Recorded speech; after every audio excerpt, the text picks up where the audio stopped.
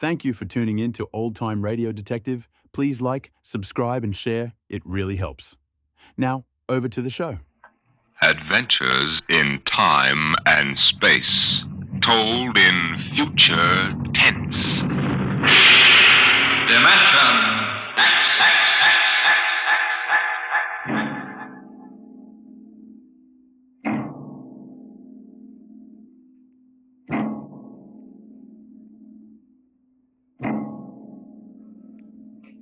Out of the infinitude of stars and planets in the solar system and other systems in the universe, it is almost mathematically certain that there exist other forms of life on other worlds.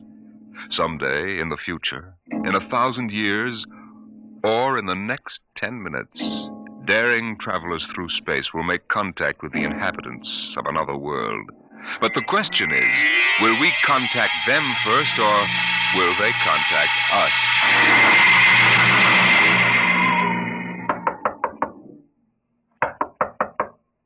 Come in. This is Broderick's private detective agency. Check. My name is Graffius of Springfield.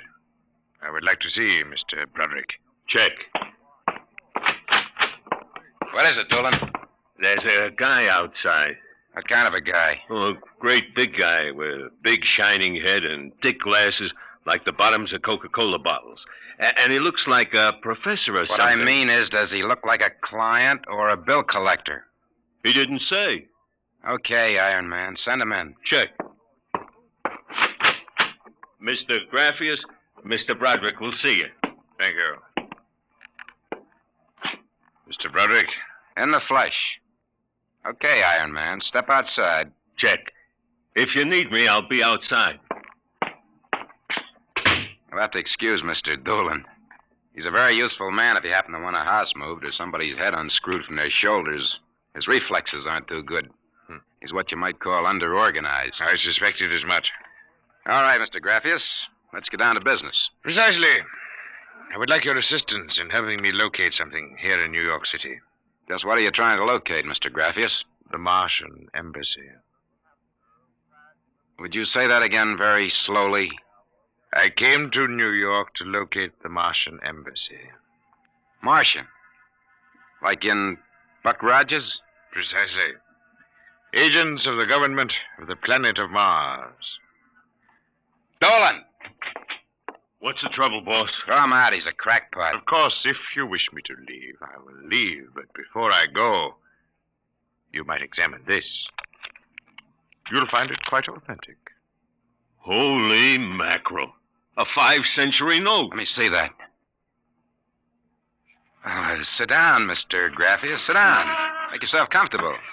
Dolan, get Mr. Graffius a light. Check. Okay, Mr. Graffius. Your remarks about our speckled friends, the Martians, I shall ignore. This being the year 1955, I assume you were joking. On the contrary, I'm completely serious. As it happens, I'm interested only in Martians at the moment. I see. Okay, shoot. It occurred to me in the course of my studies that we Earth people cannot possibly be the only intelligent form of life in the universe.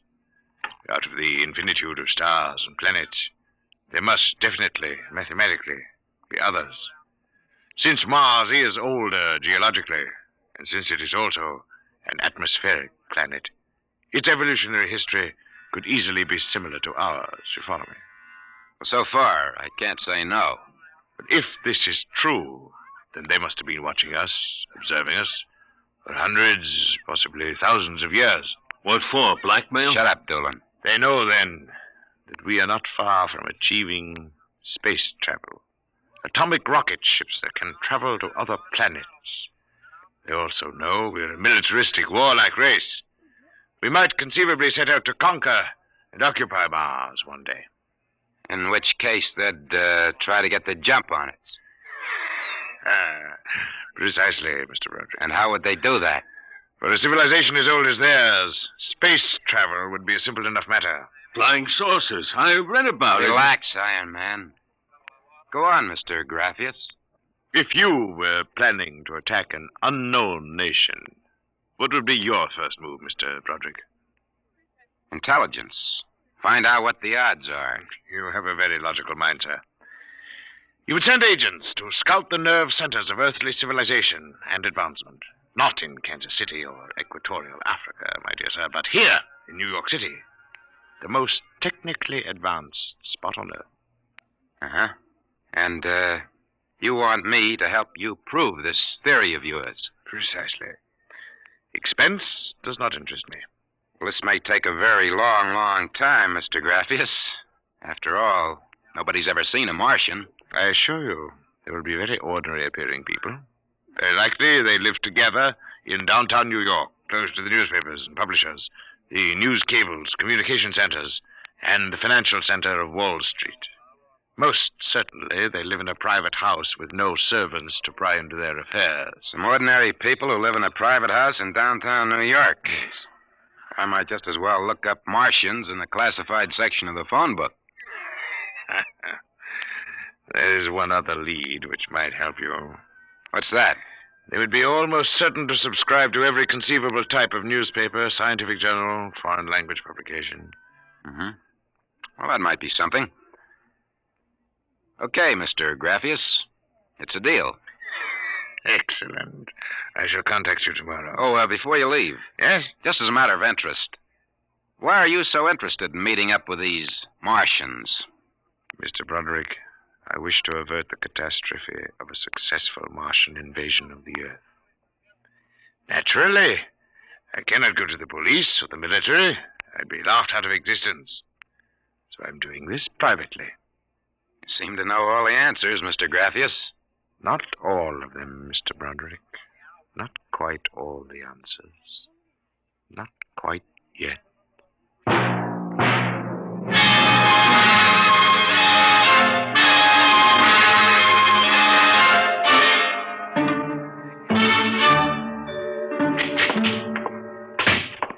Boss, here's a private address. Takes everything from Pick magazine to the Manchester Guardian. Listen to this. Pick, Look, Scientific America, the Daily News, the Daily Worker, the Police Gazette, the Journal of Engineering, Scientific Quarterly, American Psychiatric Journal. Let me see that. Oh, Doolin. Doolin, sometimes I wonder. What's the address on this? 9 West 124th Street. Which happens to be the Harlem branch of the Public Library. Oh. Now listen, Noodle Brain. Check all the renting agents. Find out every private house in downtown New York. And then cross-check with the magazine subscription departments of the scientific magazines. You got that? Check. I wonder. Boss, what's the sense of all this? We know there ain't no Martian embassy in New York. This crackpot is paying us $100 a day, and we got to keep him happy. You understand? Yeah. Also, I've got a hunch that Mr. Graffius isn't looking for any Martian embassies. He's looking for something quite different. Now start making with the telephone.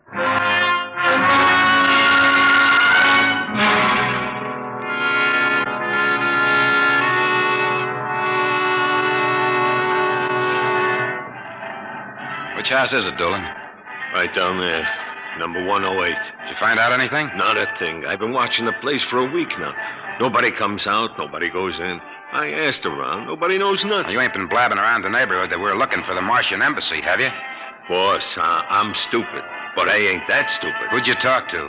I struck up what you might call a casual acquaintanceship with those 2 girls standing with the baby carriages up the street. The cute one is real cute. Now, look, Doolin, don't try to do anything intelligent. Just keep walking up and down. See? Check. I'm going back to the office to meet Graffius. See you later, boss.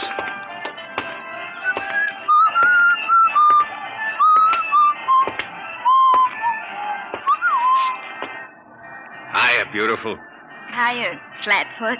How did you know I was a detective? Your socks are bagging at the arches. Well, stick around, beautiful. I'll be back in a few minutes, and we can make some beautiful music together. Listen to Romeo, Helen. The name is Doolin, honey.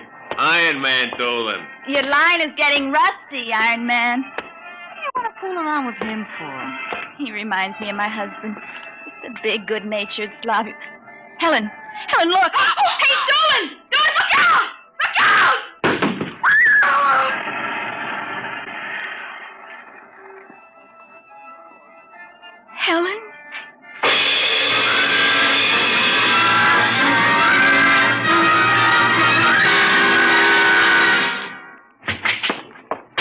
sorry to kept you waiting, Mr. Graffius. Not at all.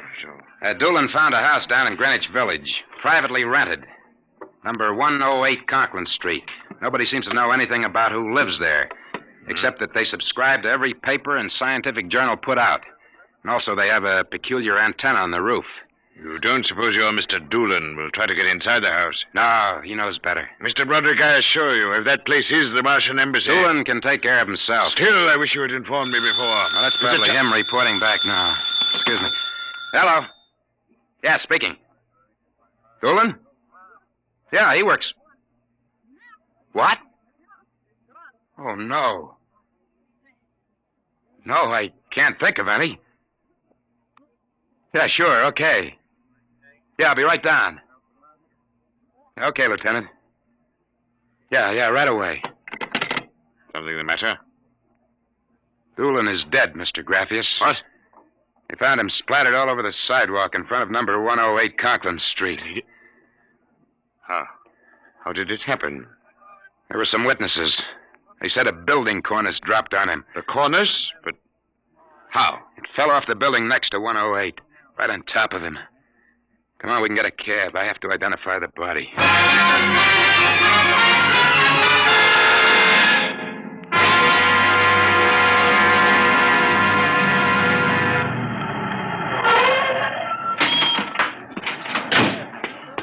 Lieutenant, I'm Broderick. Oh, well, there's your boy, Broderick. Not very pretty. Oh, Mother in heaven. That's a 1,000-pound hunk of concrete.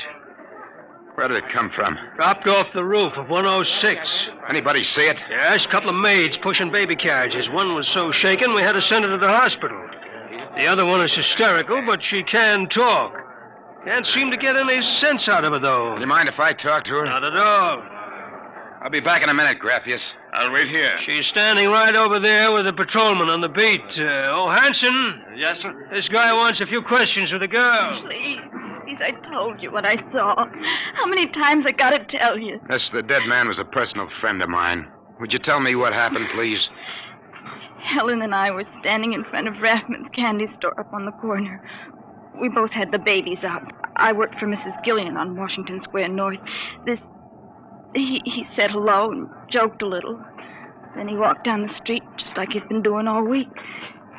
Hadn't taken more than a few steps when... Please, miss. It's very important. I tell them, but they don't believe me. What do you tell them? How it happened. Tell me.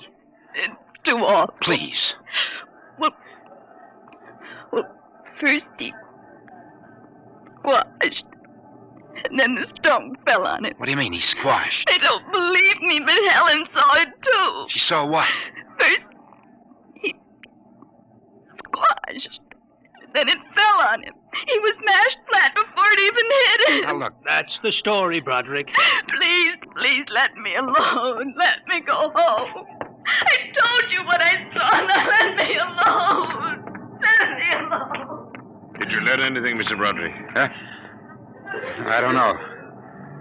I don't know what to make of it. It's crazy. Mr. Broderick, if I may make a suggestion at this point, perhaps it would be better if we dropped the entire matter.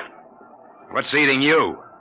First you come at me with a chain of nonsense that you're staking real cash on, and now when we hit solid trail, you want to call off the dogs. Well, maybe you operate that way, but Broderick doesn't.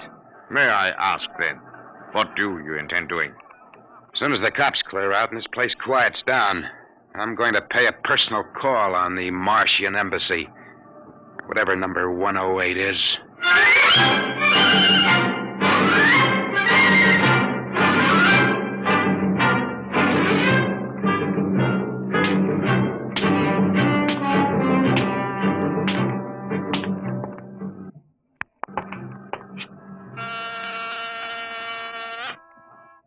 Whatever you are, open that door. I got 2 heads or 10 fingers. I'll drill you like a platoon of rookies. Yes? Oh, Well, young man, excuse me, ma'am. Is the lady of the house at home? I'm the lady of the house.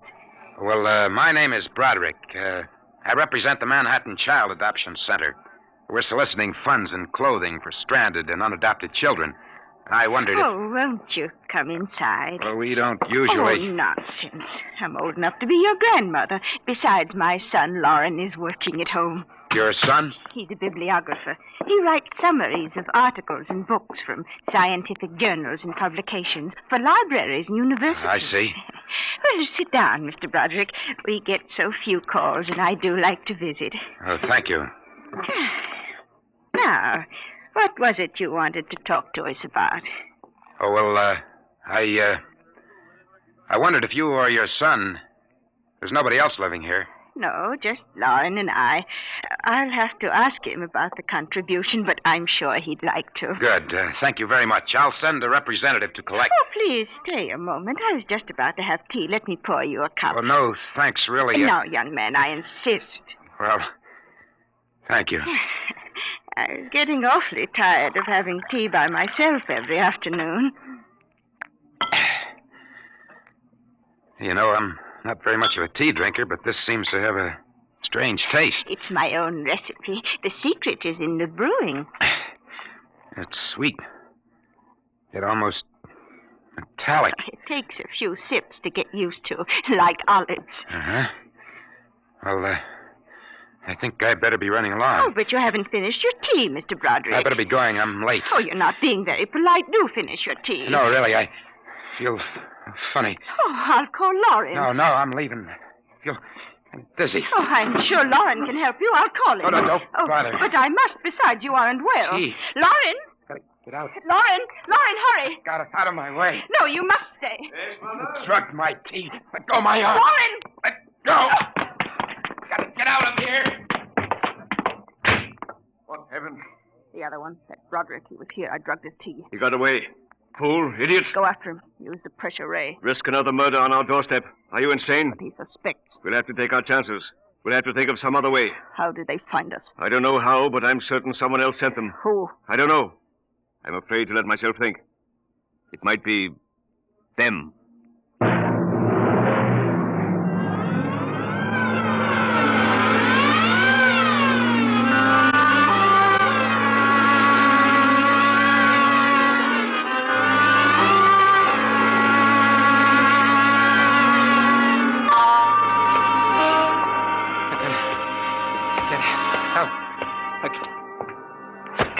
Watch where you're going, you drunken fool. Please, Get away from me.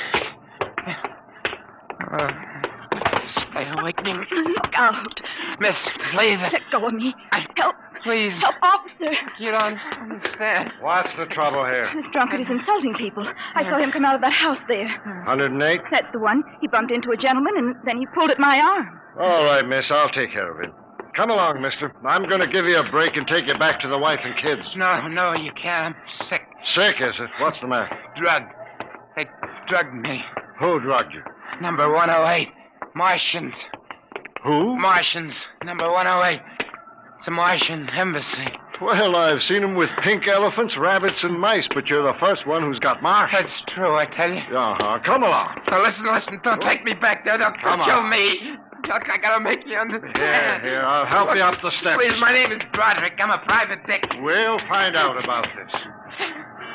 Here, don't try any tricks. Officer, please listen. I'll give you anything. I'll give you $1,000. Please listen. For God's sake, listen. Listen. Yes, officer. Why, Broderick. You know this slush, Granny? Why, that's my son, Broderick. No. Martian. He's in pretty bad shape. You better get him to bed. Oh, dear. He was doing so well at the Alcoholic Society. He must have gotten off again. Looks like he's ready to pass out. Lauren! What is it, Mother? Oh. Your brother, Broderick, has been drinking again.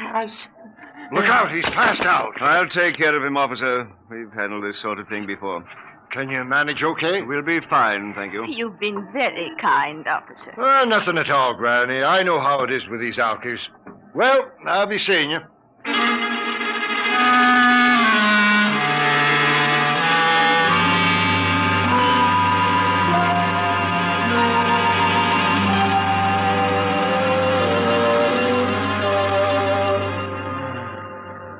Martian embassy. Martian. Oh, my head. Our Mr. Broderick is regaining consciousness, Mother. What happened? Oh, I can't get up. Do not struggle, Mr. Broderick. It'll be impossible for you to rise from that chair. The pressure from this ray will keep you there. Ray? What? Who are you? You've already guessed, Mr. Broderick. You mean this really is the... Martian Embassy, yes. You have the honor to be the first prisoner of the Imperial Government of Mars. First prisoner? Yes. After the invasion, of course, you will all be our prisoners. Hey, look. What sort of a business is this? No business, Mr. Broderick. As your people will soon find out. Our preparations for invasion are nearly completed now. As soon as we give the signal, our armed forces will launch a surprise attack. And then the Earth will be ours. You're crazy. Not half as mad as you, Mr. Broderick, to come muddling so foolishly into our affairs. That was a fatal mistake. So, Doolan's death was no accident, then? Assuredly not. We found it necessary to use a pressure ray on your friend. The block of concrete was an afterthought. We thought it might help to avert suspicion. All right. What happens now? If you cooperate, you can look forward to a quick, painless death like your friend, Mr. Doolan. If not? This pressure ray has many delicate adjustments. It can move a pin, or it can crush a boulder. Let me demonstrate.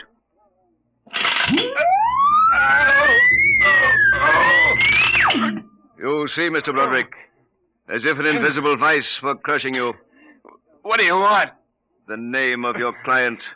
We are interested in knowing who is so anxious to locate the Martian Embassy. The names of my clients are confidential. Well? All right. Turn it off, Mother. Mr. Broderick has seen the wisdom of speech. His name is Graphius. Graphius? Yeah. An unusual name for an Earthman. Describe him. Well, I don't know if I really can. Mother. Describe him. He's tall. Got a big forehead. And about 60. He wears thick glasses. He's bald. Lauren, sounds like one of them. Yes, it does. Contact the planet. Tell them we suspect that our plans are known. Ask for an acceleration of invasion day. At once. What about me? I am sorry, Mr. Broderick, but I am afraid you know too much now. In exactly 5 seconds, you will feel the full impact of the ray which faces you. I would suggest that you relax and meet your fate calmly. Now, wait a minute. You will feel no pain, just a wall of force engulfing you. Listen, 5. No, you can't do this. 4. It isn't human. I know, but we are not human. 3. Yeah, but... 2. No! 1. Mother in heaven. Now. Lauren, It didn't work. Something's happened. The magnetic field is dead. get it working. We've got to get rid of this one. Now, listen. Listen, Be you quiet. two. I can't understand what's gone wrong with the ray. Why would it suddenly stop like that? Perhaps I can explain. What? Graphius. It's you. Yes. Lauren! Stand back from the pressure ray, please. It will not function anyway. I have decontrolled your field. Lauren, it's one of them. They found us. Did you think we wouldn't? I trust you have not harmed my friend, Mr. Broderick. He's been very useful to me. Brother, am I very glad to see you. Talk about the Marines landing in the nick of time. You're free to move now, Mr. Broderick. I don't know how you got in here, Graphius, but stick around. These babies are really Martians, just like you said. They're planning to invade the Earth and take over. There will be no Martian invasion. You keep these characters covered. I'll get the police. There will be no need for the police. I intend to handle them myself. Yeah, but the police will want... Do not call the police. Why not? You fool of an Earthling. Don't you realize with whom you are dealing? The invasion of Earth by Mars will be like child's play compared... Lauren! Holy mackerel. They just flattened out. Like your friend, Mr. Doolan. I detest the use of violence where the intellect can rule. But unfortunately, the Martians are a threat to us. It must be destroyed. I believe you now. Another 5 seconds, they'd have finished me. I'm glad you didn't waste any time. There is little time to waste. The Martian invasion was to have taken place next week. Yeah, Hey, they never said that. How do you know? You would not comprehend. Wait a minute. There are some things here I do understand. A second ago, that pressure ray didn't work. Now you're using it like it was a toy. How did you get in here, anyway? Who are you? Another one of those Martians? No, Mr. Broderick. I happen to be a Venusian. What?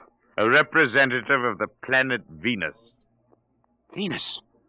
That's impossible. Not at all. The Martians are really an inferior race. We Venusians are much farther advanced. As much as we are over you, Mr. Broderick. The Martians would simply have conquered and enslaved your people. We Venusians felt compelled to exterminate you completely. That's impossible. Oh, no. Now that we have disposed of the Martian threat, what is there to stop us? Our invasion begins tomorrow at noon. By nightfall, the Earth will be ours. Brother in heaven. Either I'm completely cuckoo or... Oh, well, this is really on the level. You needn't edge toward the door, Mr. Broderick. You're thinking of running for help, aren't you now? I can read your thoughts quite clearly. Suppose you're going to knock me off like our Martian friends. On the contrary. Go ahead. Leave? Why not? Why don't you try it, Mr. Broderick? Because the minute I turn my back, you're going to let me have it. Suppose you try it and see. I've no interest in stopping you. Go ahead. All right, Buster, you asked for it. It will do you no good. No good! You'll see!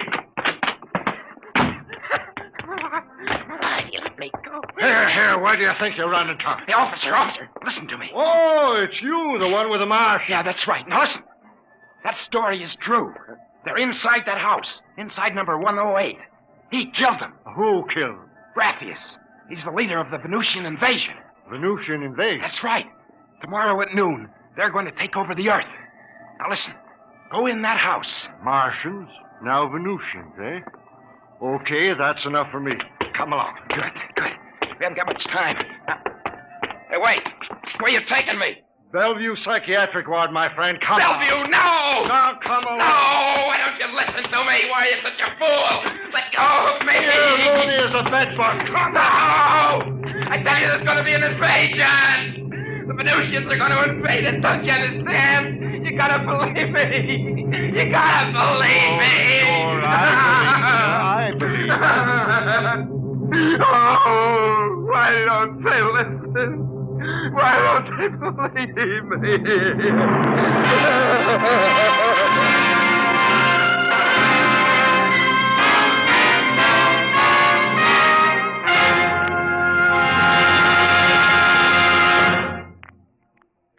You have just heard another adventure into the unknown world of the future. The world of Dimension X.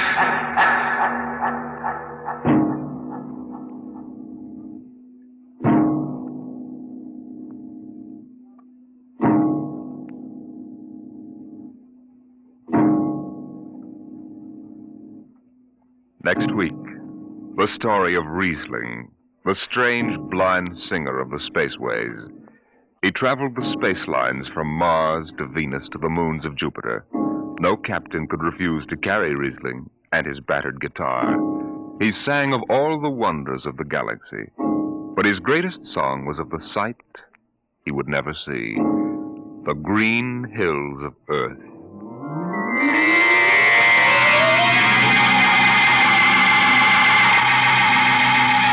Tonight, Dimension X has presented The Embassy, a story by Donald A. Wollheim, as adapted for radio by George Lefferts. Joseph Julian was heard as Broderick, Barry Kroger as Graphius. Your narrator was Norman Rose.